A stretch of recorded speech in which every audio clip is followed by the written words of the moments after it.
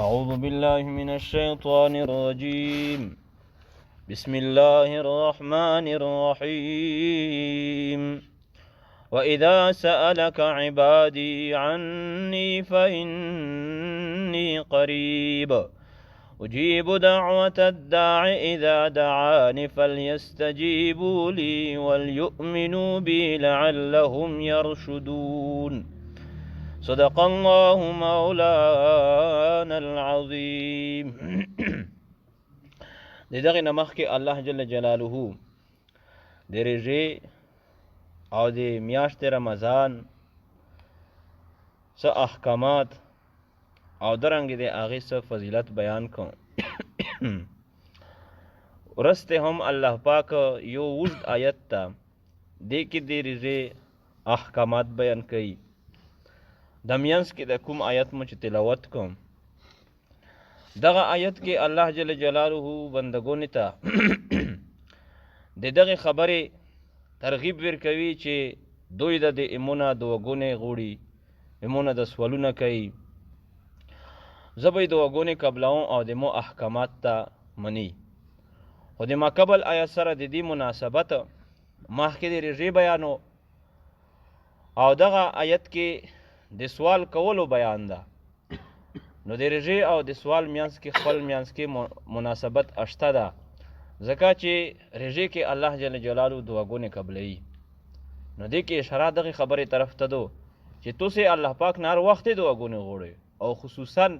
په رژې کې د الله پاک نه خامخا دعاګانې غواړئ. د ابو داود شریف روایت ده للصائم عند فطره دعوة مستجابه. د رژهدور د پره په وخت افطار کې دعا مستجابای، یعنی داسې دعای چې الله پاک هغه دعای قبلوي. آیت کریمه د دې په باره کې نازل شو چې څه صحابه کرامو نبی علیه الصلاة والسلام نه پوښتنه وکړه چې اقریب ربنا فنناجیه ام بعید فننادیه، چې د موږ رب نږدې ده چې بیا موږ د هغه سره مناجات وکړو، پټې خبرې سره وکړو، دعاګانې په پټې طریقې ونه وغواړو، یا د موږ الله لرې ده چې موږ هغه ته اوازونه ولګوو یا الله متدا وکړې یا الله متدا وکړې. علیه السلام څه جواب ور نه که. لږ ټیم پس ته آیت نازل شو اذا سألک عبادی عني فإني قریب، چې کله هم اتونه پوښتنه کوي د مو بندګون. د عبادی لفظ الله خپل بندګونو ته د مینې خطاب ده، د مینې بیان ده. د مو بندګون چې کله سوال دی نه کوي چې الله چېته ده فإني قریب، زه ډېر نږدې وی ته. اجیب دعوت الداع اذا دعان. دعا دی دعا کوونکي زه قبلوم چې کله مونه دعا غوړي سچا دل سره د الله جل جلاله نه دعا وغوښتی شي، الله دعا ضرور قبلوي. دعا دا څوک نه چې دعا د مو قبلیږي نه، الله په خپل چې ایمونه غوړي زه به یې قبلوم. خو د دعا د قبولیت دی پوره لږ څه اصول دي، شرایط دي. یو دا چې په خېټه کې به حرام مال نه وي، حلال مال به وي. درنګ د ګناه دعا به سړی نه غوړي، د کترحمۍ دعا به سړی نه غوړي، او دعا چې غوړي نو په توجه او په دیان سره به غوړي. لکه مخکې موږ په دې باندې بیان کړو، یو انسان نه سړی چې کله سوال کوي په دیان او په توجه سره سوال وینه کوي نو آپ باندې مهربانه شي. انوری یو شاعر و، اشوارا او مزاج مخکې دا و چې بدشویونې ته ویر شه او د هغې څه تعریفونه وکړه، څه صفات یې بیان کا، نو بیا به بدشاه هم هغې ته څه تحفه به ور کړله او مهرباني به یې ورباندې وکړله. نو دا ډېر غریب شاعر و او کلام یې ډېر زبردست کلام و. لوړه ښه داسې اشعار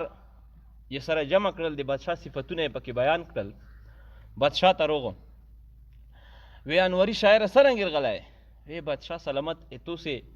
په مدحه کې موسیق کلام جوړ کړه ده، هغه توسې په مخ کې زه پیش کوم. وی سناوي کا. نو انوري شاعر د بادشاه ښه تعریفونه وکړل، بادشاه ته خوند ورکړ. نو هغه فورا حکم وکړ چې انوري شاعر ته یو مضبوط زبردسته ګوړه ورکوي. خو ګوړه خو د بادشاه طرف نه یوه تحفه وه. اوس انوري شاعر خو دا تحفه څوک در کوي په دې کې خو داسې نه شوی چې مو ته در کوه دا مار کوه. خو خو انوري شاعر د ګوړې لایق نه و نه د ګوړې حاجتمند و باره ګوړه یې قبوله کړله بوی تلله او دا د سخت سوړه موسم هم او د دوی علاقه د سخت سوړه وه چې اورې به اورېدلې نو د ده خو خپل د پټونې د پره داسې یو خیمه غوندې وه په هغې کې خپل شپه تېره کړله او ګوړې د پره بندوبست ونه په یوې ونې پرې وتړله چې سبینی انوري شاعر ارچګېده نو ګوړې شپې پوسچګې کړې او صحیح له ونې وتلې او مړه وه څو ورځې یې تېرې کړې هغې نه پس انوري شاعر بیا وي چې یاره بادشاه سلامت ته بیا ویر شو داسې څه قصیدې به ورته پېښ کړو که بیا مهربانه شو نو چې کله لوړه اوس بادشاه ته بیا خبرې اترې مخته کړې په مجلس دوران کې بادشاه ورته وویې چې انوري هغه ګوړه مې در کړې او په ګوړه دې څه وکړل دعا خپله طریقه یي انداز اپنا اپنا مخکې مې په جمعې لمونځ کې هم په دې واقعه بیان کړې او خبره نستریږي شوشته طریقې سره سړی کلام کوي یو بادشاه و هغې خوب ولیدم چې د ده د خولې څومره غوښونه و ارکېټه شول او خوله یې کپه شوه نو کسان یې جمع کړل کوم معبرین وو ته د مو د خوب مو ته تعبیر بیان کوی نو هغې ورته وویل چې بادشاه سلامت دا خو د ډېر بد خوب دی لیدله د تو څومره اهل و عیال دي دا به د تو په مخ کې ټول ختم کېږي مړېږي به ته به د دې لندوره کوې بادشاه هسې پریشان و نور یې هم پریشانه کړ نو فورا یې آډر جاري کړ او ویې ویل چې دا مړه جیل ته وچوئ په هغه جیل ته وچوه خو دغې وخت کې یو بل و هغه ویې چې بادشاه سلامت خوب دی داسې بد خوب نه دی لیدله ویې څرنګې وی دا خوب تعبیر دا ده چې تو ته به الله ډېر اوږد عمر دیر کوي دمره عمر به الله پاک دیر کوي چې د تو په اولاد کې به هم دمره اوږد عمر د چا نه وي نو د دې وجې نه بیا چې تو اوږد عمر شي او خامخا بل چې د نه کم عمر وي خو به تو په مخ کې مړېږي نو دا ټول به ته تو په مخ کې مړېږي او د تو به چونکې عمر اوږد وي نو بادشاه وی چې ها وی چې بالکل دغه تعبیر دا صحیح ده اوس تعبیر خو د دوی یو وته خو لیکن د هغه انداز بدل و او د ده انداز بدل و نو انوري شاعر اوس که ډایرکټ ورته ویلي وه چې بادشاه سلامت ګوړه خو مړه شوله نو فورا به یې وي چې مړه دا جیل ته و چې یار لاک کوی دا خو سره د تحفې لایق نه و ده ته مې دومره قیمتي ګوړه ویر کړله او ده چې و هغه په شپه کې مړه کړله نو انوري شاعر د اشعارو په انداز کې وی شاه اسب به انوری بخشید بعد سرسر به گرد او نرسید همچو می بود تیز در رفتار در شب به آخرت برسید چې بادشاه سلامت انوري شاعر ته یوه داسې ګوړه ویر کړه چې بعد سرسر به گرد او نرسید چې د سرسر کومه تیزه هوا وي هغه هم د دې په ګردې پسې نشوه رسېدی خو همچو می بود تیز در رفتار په رفتار کې دومره تیزه وه چې در شب به آخرت برسید په یوه شپه کې وي چې آخرت ته ورسېدله نو بادشاه چې په خندو شو وی چې دا څرنګه وي چې په آخرت ته ورسېدله یعنې مړه شوه وي چې وی څرنګې مړه شوه وی بادشاه سلامت ګوړه خو دې روکړه خو دا پوښتنه دې نه وکړې چې ګوړه انتظام دې سره شته که نه وی نو څرنګې مو چې کور نشته ده بیا ته وخت چې په یوه خیمه کې تېروم نو په هغې کې وي چې موږ شپه تېره کړې وه که ګوړې پکې تېره کړې وه او دا خو ته ډېر فقیر یې نو بادشاه کې رحم وروغه وی چې انوري شاعر ته مې یو کور ولیکه دا کور ویر کوی بله ګوړه ویر کوی سره خادم هم ویر کوی درنګې الله جل جلاله نه سوال چې سړی کوي نو خېټې کې حرام نه وي اصول طریقې سره به د الله نه سوال کوو او درنګې د که ترحمۍ سوال بونی د ګناه سوال بونی د ظلم سوال بونی او درنګې په دیان او په توجه سره به د الله نه سوال کوو بیا الله پکې چې زه دعاګونې قبلوم نو الله فرمایي واذا سألك عبادي عني فإني قریب چې کله سألک تو نه سوال کوي عبادي د مو بندګون عني د مو متعلق چې الله پاک چې ته دا فإني قریب نو بېشکه سره زه نږدې یم قریب الی کل احد هر چا ته زه نږدې یم اجیب دعوت الداعی اذا دعانی زه قبلوم دعوت الداعی دعا دی دعا کوونکي آواز دی غوښتونکي اذا دعانی چې کله یې مونه دی غوښتل کوي فلیستجیبوا لی خو دعا به زه کله قبلوم فلیستجیبوا لی پس دوی ته پچار دو چې د مو حکم مني ولیؤمنوا بی او دوی ایمان لري په مو باندې لعلهم یرشدون د دې پره چې دوی یرشدونه مقصد ته ورسیږي لعلهم یرشدون د دې پره چې دوی په سیخه لار باندې روان شي احل لکم لیلة الصیام الرفث الی نسائکم هن لباس لکم وانتم لباس لهن. دغه نه مخکې پرون موږ دا پیله آیت کریمه کې د رژې متعلق دا ویلي وو چې په رژې کې مختلفې طریقې سره نسخې ارتللې. اوله رژه په دې طریقې باندې اوله د رمضان رژې فرض نه وي، د یوم عاشورا رژه دغه فرض وه.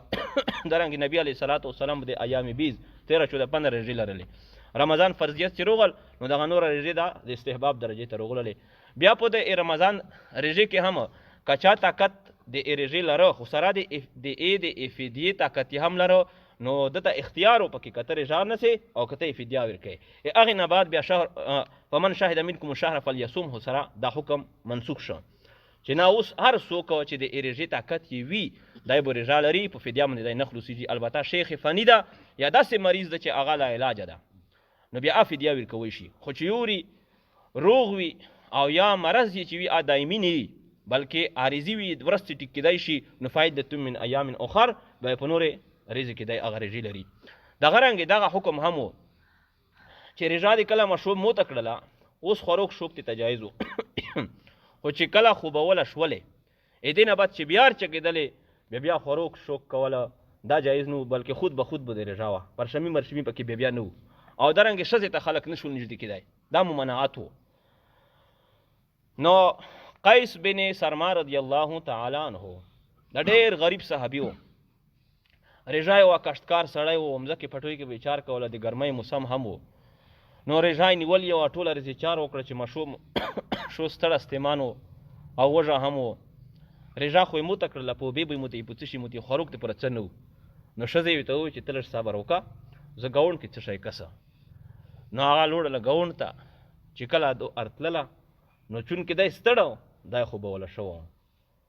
نو به هر حال چې بیا چکېده خود به خود رژه وه دا رژه هم په نهوره باندې شوله. چې کله سبو شو نو د انتهایی د لوږې او د تندې د وجې نه سړی بې هوشه پرېوته. الله جل جلاله تخفیف وکړو چې بس د مشومه پورې تاسې رژه دو هغې نه پس ته شپې کې تاسې خوروک هم کوی شوئ شوک هم کوی شوئ او تر دې پورې چې کله بیا صبح صادق نه شوه. او درنګې د مباشرت پابندي وه د عمر فاروق رضی الله تعالی عنه نه او درنګې کعب بن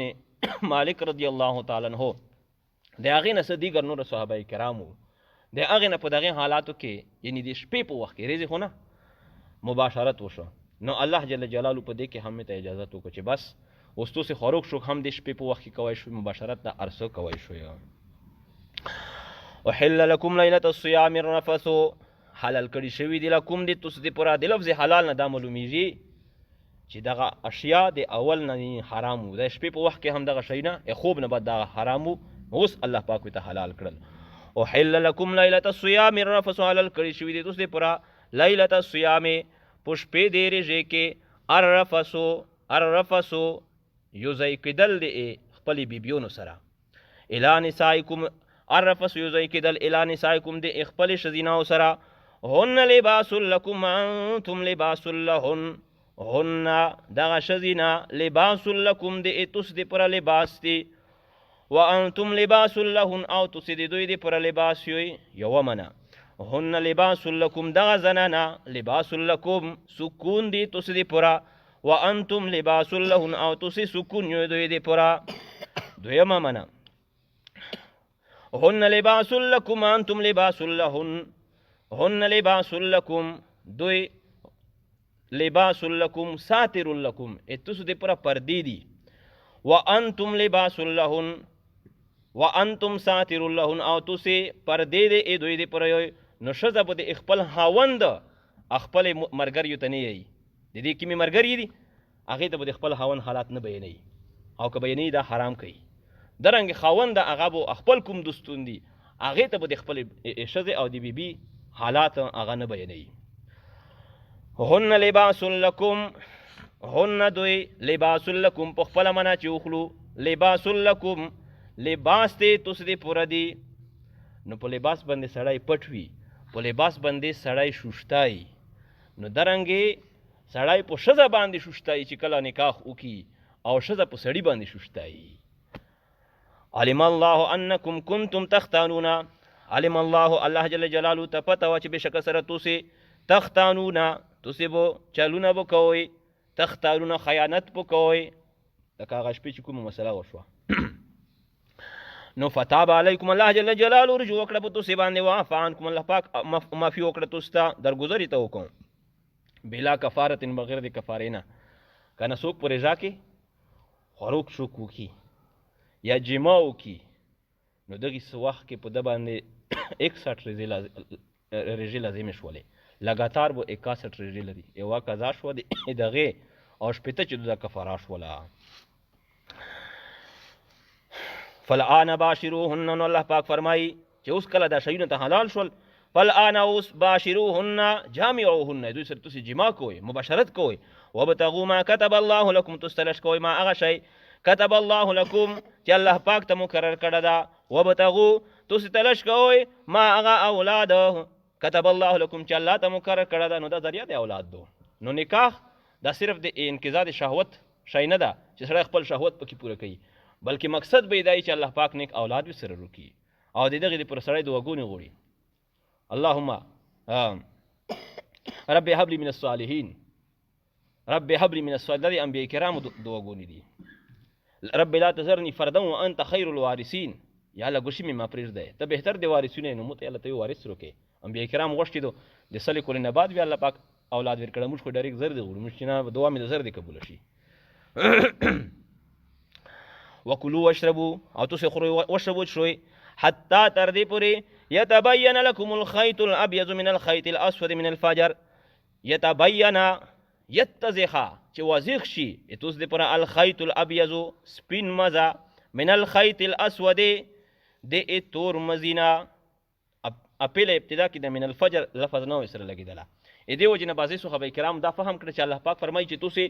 چې کله رژا موته کوئ نو تاسې خوراک کوئ کوئ کوئ کوئ هرسې ته اجازه ته تر څو پورې چې سپین مزه او تور مزه سره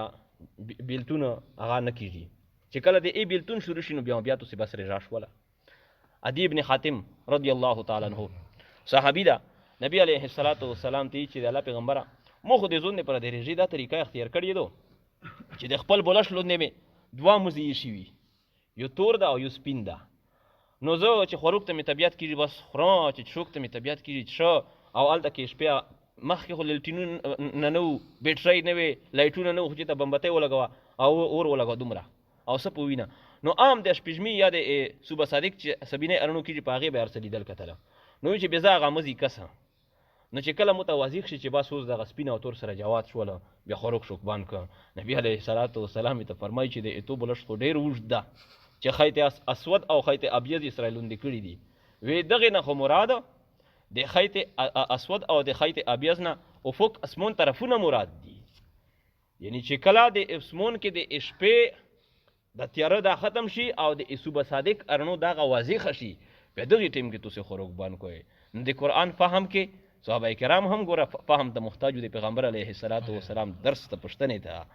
ثم اتموا الصيام الى الليل حتی تر دې پورې تبین لکم الخیط الابیض چې واضح شي تاسو دپاره الخیط الابیض سپین مزه، من الخیط الاسود د تور مزینه، الخیط الابیض د اریزې سپینوله، من الخیط الاسود د شپې د تورولې نه، دا د توضیح شي بس. من الفجر سبینین ثم اتموا الصيام الى الليل، بیا تاسې رژا نه سوئ. ثم اتموا الصيام، بیا تاسې پوره کوئ الصيام رژا الى الليل تر د شپې پورې،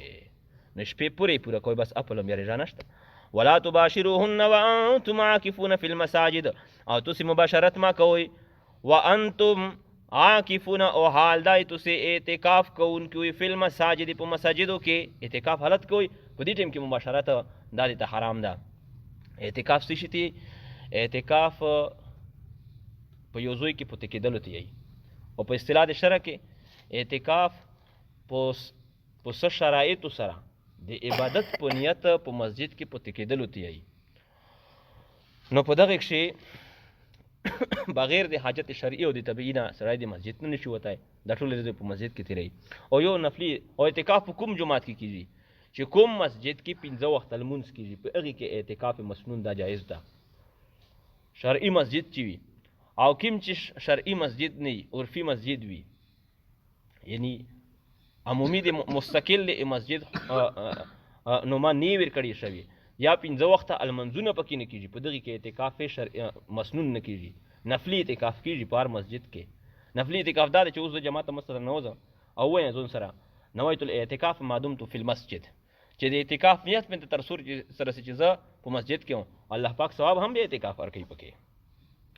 تلک حدود الله دا احکام دی الله جل جلاله دی فلا تقربوها نو تاسې دې ته نږدې کېږئ ما